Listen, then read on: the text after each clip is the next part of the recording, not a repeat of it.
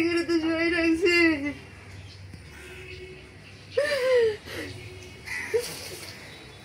তখন মনে হয়েছিল যে পুরো বাংলাদেশটা আমার বুকের উপর দিয়ে জানাই নিয়ে গেছে। ওর শান্তরে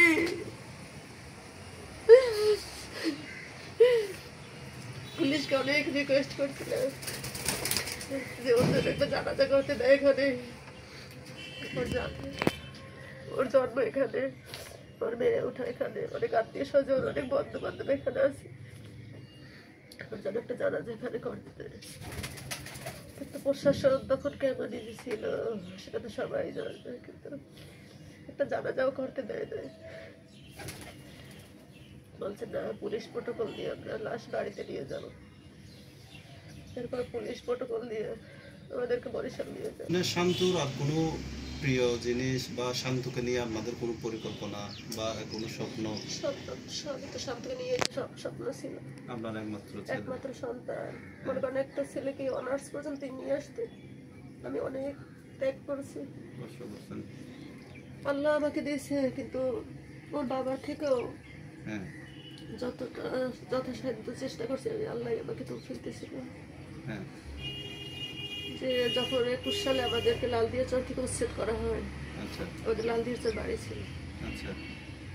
3 মাস পরে ওর এসএসসি পরীক্ষা। ওর বাবার পরিকল্পনা ছিল আমরা বাড়িতেই চলে যাব, কিন্তু আমি শক্ত হয়ে এখানে ওকে নিয়ে থাকছি যে ওর পড়ালেখাটার জন্য সমস্যা না হয়। তখন আমি কলেজে অনার্সে পড়তো আর কি। ওই যখন এসএসসি পরীক্ষা 3 মাস পরে আমি ওকে নিয়ে এখানে থেকে গেলাম। 3 মাস পরে পরীক্ষা দিল। এরপর পরিকল্পনা ছিল যে আমরা বাড়ি চলে যাব। রেজাল্টটা যখন ভালো হইলো, ও সরকারি কলেজে চান্স পাইলো, বাকুলিয়া সরকারি কলেজে চান্স পাইল। এরপর ইন্টার তো ওখান থেকে কমপ্লিট করলো। এরপর ইন্টারের রেজাল্ট যখন মোটামুটি ভালো হয়েছে, তো বরিশাল বিএম কলেজে অ্যাপ্লাই করছিল। তখন আমার ইচ্ছে ছিল যে যদি বাড়িতে যাই, ওর বাবার ব্যবসা বাণিজ্যের পরিস্থিতি তেমন ভালো না, ছেলের পড়ালেখার সমস্যা হয়ে যাবে, ছেলে মনে হয় পড়ালেখা হবে না। এই জন্য ছেলেকে নিয়ে যাইনি, যে আমি যতটুকু কষ্ট করি আমি এখানে বসে পারবো, ছেলের লেখাপড়া শেষ করে তারপর আমি বাড়ি যাবো। এরপর ওই বিএম কলেজ থেকে অ্যাপ্লাই ক্যান্সেল করাই আমি আবার এমবিএস কলেজে অ্যাপ্লাই করেছি। তো ও যে সাবজেক্টটা দিয়েছে ওই সাবজেক্টেই ও আসছে। আসার পরে তো এখানেই ভর্তি করে দেয়। পরে ওকে কিছু টিউশন, আমার একার পক্ষে তো আর ঘর ভাড়া দেওয়া সম্ভব না, ওর পড়াশোনার খরচ চালানো, মেয়েটার পড়াশোনার খরচ চালানো সম্ভব না। বাবা আমাদেরকে তেমন টাকা পয়সা দিতে পারতো না। ওনার ব্যবসা বাণিজ্য, দোকান ভাড়া, ওনার খাওয়া দাওয়া, হয়তো আসলে বাজার টাজার কিছু করে দিয়ে যাইতে।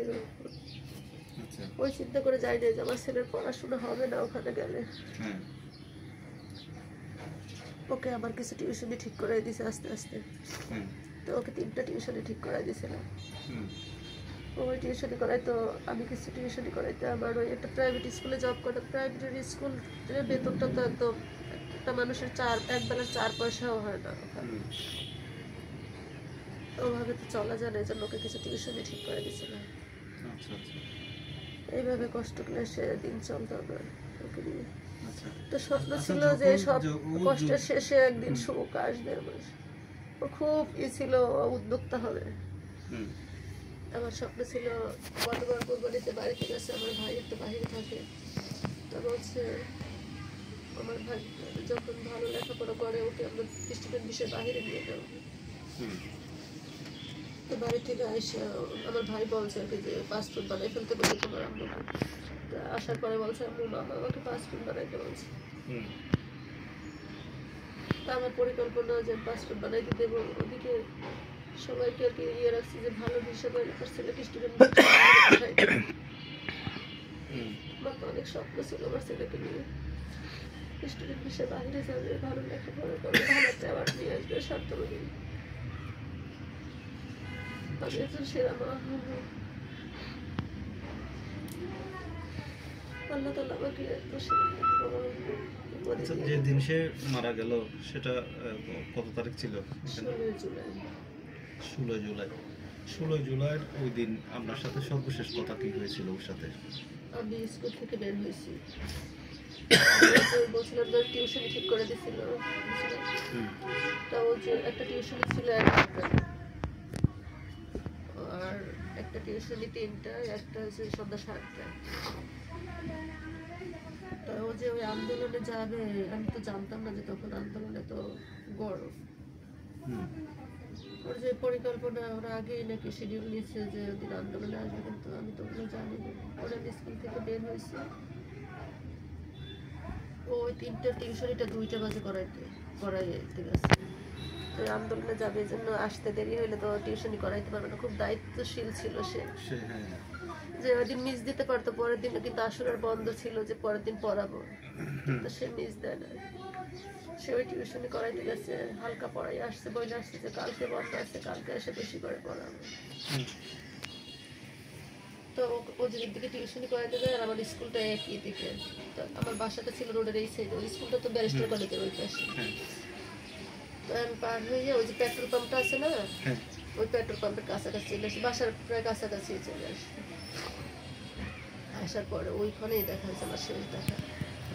ও পিছন থেকে মেয়েকে নিয়ে আসতেছি, তার মেয়েকে সময় বলে 2টা ডাক দিয়েছে, তো আমি পিছন দিকে তাকাইছি।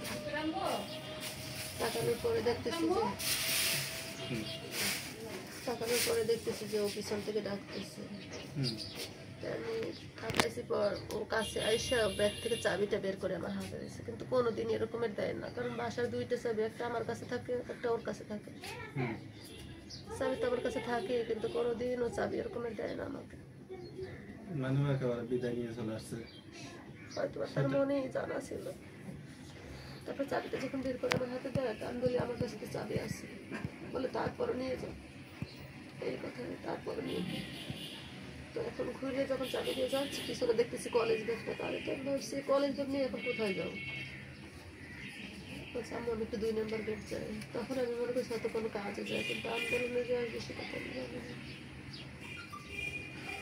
পরে বলছি তোমার না টিউশনি আছে, বলছে আমি টিউশনিটা করাই আসছি, 3টা টিউশনিটা করাই আসছি, তোমার না সন্ধ্যাটা টিউশনি আছে। আম্মু আমি তো মাগরিবের আগেই চলে আসবো, এসে আমি কল দেবো, বাসায় এসে পড়ে যাই। পরে আমি বাসায় যাই আমি লাঞ্চ করি, কিছু টিউশনি ছিল ওগুলো শেষ করছি।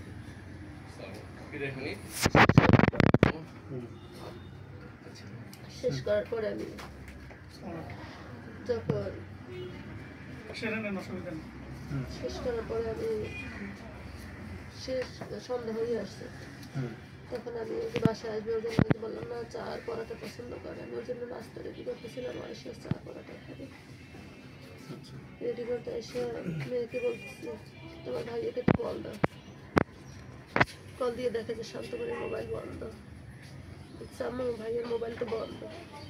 তা আমি বলতেছি, আমি চিন্তা করি না, কারণ ওর মোবাইলটা মাঝে মাঝে এরকম বন্ধ হয়ে যায়, তো চার্জ থাকতো না, অনেক সময় মোবাইল টিপতে যে চার্জ দিতে পারতো, কোনো টেনশন করি না। পরে যখন মোবাইল রেখে দিয়েছে, নাস্তাও রেডি করি না, পরোটা রেডি করি না, যে আসলেও গরম গরম ভাইজা দেব। কতক্ষণ পরে দেখতেছে ওর একটা বন্ধু আসছে, 2জন বন্ধু আসছে। ওরা খবর পাইছে যে শান্তমণি নাই, কিন্তু আমাকে খবর দেওয়ার জন্য না, আমাকে আনতে গেছে মেডিকেলে।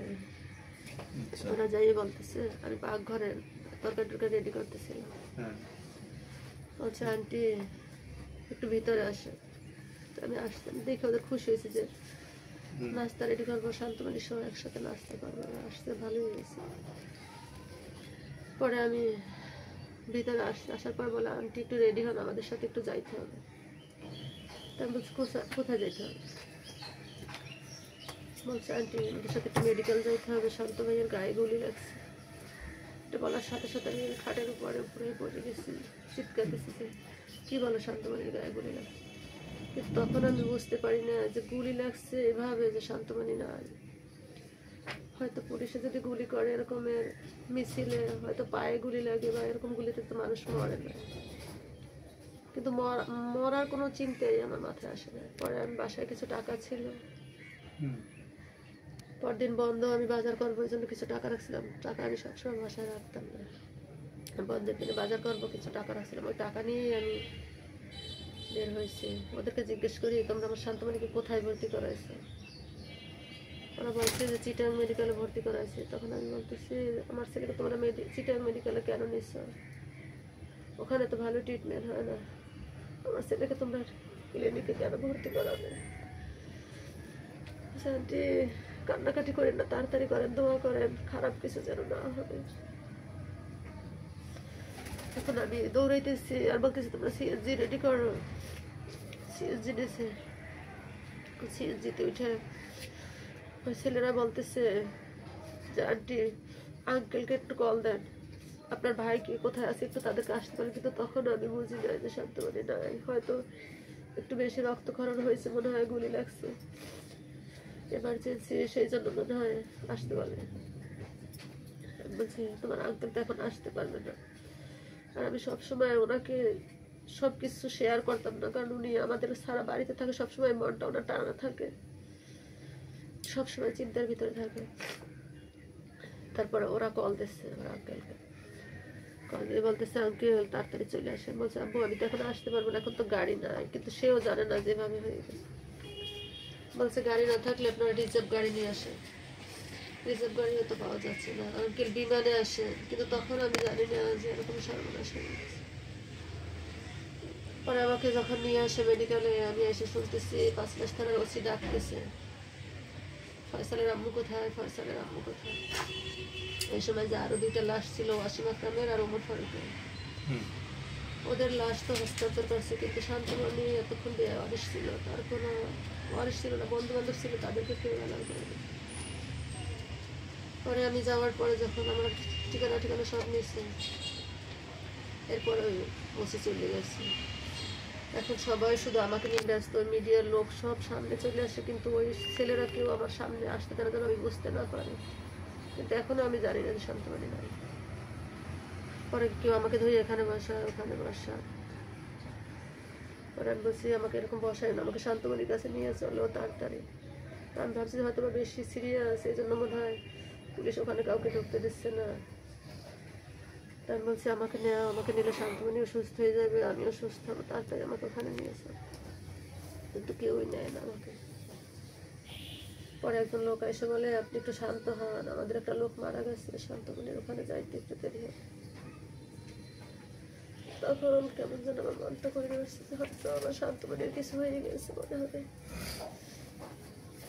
এখন আমার থেকে মনে হচ্ছে যে আমি স্বপ্ন দেখছি নাকি এটা বাস্তব। তখন আমি মাথা ঘুরে পড়ে যায়, আর কিছু বলতে পারি। পরে আবার যখন আমার হুশ আসছে তখন আমি শুনতেছি বলতেছে 5 মাস থানার ওসি ওনাকে থানায় নিয়ে চলে। ওখান থেকে আবার সবাই ধরে আমাকে সিএনজিতে করে আবার থানায় নিয়ে যায়। ওখানে যাই বিভিন্ন জায়গায় আমাকে সাইন দেওয়া হয়। তখন বুঝতে পারছি যে আমার শান্তমণি নাই মনে হয়। পরে আমি বলছি বিভিন্ন জায়গায় সাইন দেওয়া হয়, পোস্টমর্টম রিপোর্টেও সাইন দেওয়া হয়েছে। কিন্তু আমি জানি যে আমি মনে করছি যে হয়তো বাড়িতে নেই বলছে, সেই জন্য মনে হয় সাইন দিচ্ছে, বিভিন্ন জায়গায় ধরবে বা কিছু, সেই জন্য। পরে যখন আমার মাথায় হঠাৎ করে আসলো যে এরকম হঠাৎ অ্যাক্সিডেন্টে মারা গেলে পোস্টমর্টম করে, তা ওখানে আমার বড় ভাই যারা ছিল তাদেরকে বলতেছে আমাকে একটু পুলিশের বড় অফিসারের কাছে নিয়ে চলো, আমাকে ওখানে নিয়ে যাও, আমি পুলিশের অফিসারের কাছে বলবো যে আমার ছেলেকে যেন পোস্টমর্টম করানো না হয়। আমার যে ছেলে, ওর সামনে একটা মুরগি জবাই করা যেত না, খুব কান্না করতো। কুরবানির গরুটা ওর সামনে জবাই করা যেত না, ও খুব চিৎকার করে কান্না করতো। ওকে কুরবানির গরু জবাই করার সময় ওকে লুকাই রাখতাম আমরা। আর আমার সেই ছেলে কি রক্তাক্ত হয়ে গেল। তখন আমাকে পুলিশের অফিসারের কাছে নিয়ে যায়। ওখানে গিয়ে আমি এভাবেই বলছি স্যার আমার ছেলেটাকে যেন পোস্টমর্টম করানো না হয়। তখন আমি ভাবছিলাম যে পোস্টমর্টম করাবে না, আমার কথা মনে হয় শুনছে, তার সবাই চলে গেছে যে যার মতো ওর কথা শুনে। পরে ওখান থেকে সাইন টাইন নেওয়ার পর প্রায় 2 ঘন্টা পর আবার আমাকে মেডিকেলে নিয়ে আসে। ওখানে নিয়ে আসার পর এখন ওর যেই বন্ধু আমাকে বাসায় আনতে গেছিল, সেই বন্ধু আবার গেছে আমার কাছে, আন্টি সর্বনাশ হয়ে গেছে। তো আমি জোরে আবার চিৎকার করে কান্না শুরু করেছি, কি সর্বনাশ আর বাকি আছে, আমার তো সর্বনাশ অনেক আগেই হয়ে গেছে।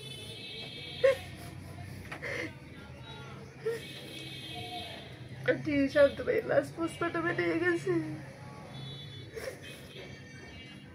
তখন আমি আবার কান্না শুরু করছি, তোমরা সবাই এখানে বসে কি করো, কিভাবে এত মানুষ থাকতে শান্ত করে গিয়ে আবার পোস্টমর্টমে নিয়ে গেছে। পরে আবার ওখান থেকে সব মানুষ দৌড়ে পোস্টমর্টম করে ওখানে নিয়ে গেছে। যাইয়া ওখানে কেউ কিছু করতে পারে না, ওরা চেষ্টা করছিল যে আবার পোস্টমর্টম না করে, কিন্তু কেউ শুনে নাই কথা। পরে পোস্টমর্টম করানোর পরে আবার ওই থানা মেডিকেল থেকে আবার আমাকে ওই পোস্টমর্টম যেখানে করানো হয় ওইখানে নিয়ে যাইতে বলতেছে পুলিশ। আবার ওখানে আমাকে সিএনজি করে ওখানে নিয়ে যায়। ওই শান্তবাড়ির লাশটা আমার হাতে ছাড়া আর কাউকে দিবে না, ওর বাবা তো বাড়িতে। পরে আবার ওখানে যাওয়ার পরে যখন লাশ দিবে তখন আমাকে ডাকতেছে, তখন ওর মনে একটা বিশ্বাস ছিল হয়তো শান্তবাড়ির লাশটা অন্য কারো লাশ একদম মনে হয় আমার হাতে দেবে, হয়তো আমি দেখবো যে শান্তবাড়ি না। পরে যখন ওখানে নেওয়া হয় ওই যে গাড়িতে করে নিয়ে আসে, যাইতে দেখি আমার বাড়ি।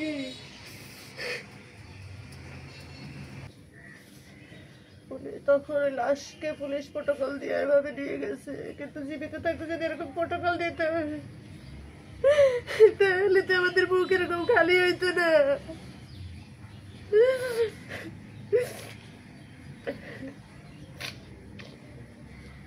এরপর পরদিন 12টার সময় আমরা যাই শান্তবাড়িকে নিয়ে যাই, বাড়িতে পৌঁছি 2টা বাজে জানাজা হয়, মানে জোহরের নামাজের পরে জানাজা হয়, 2টা বাজে তাকে দাফন করা হয় বরিশালে।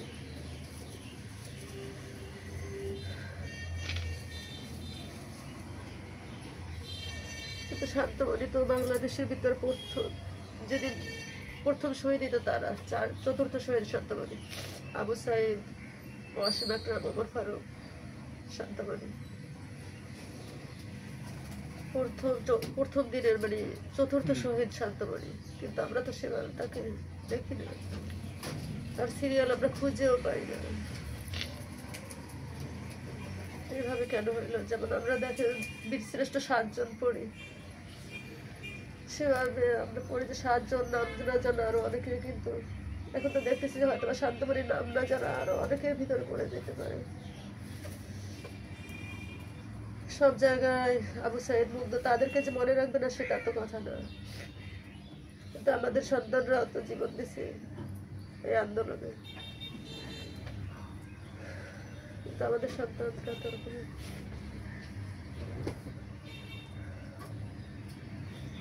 তারা তো কোনো হেডলাইনে আসে না, শুধু আবু সাইদ মুগ্ধকে নিয়ে সবাই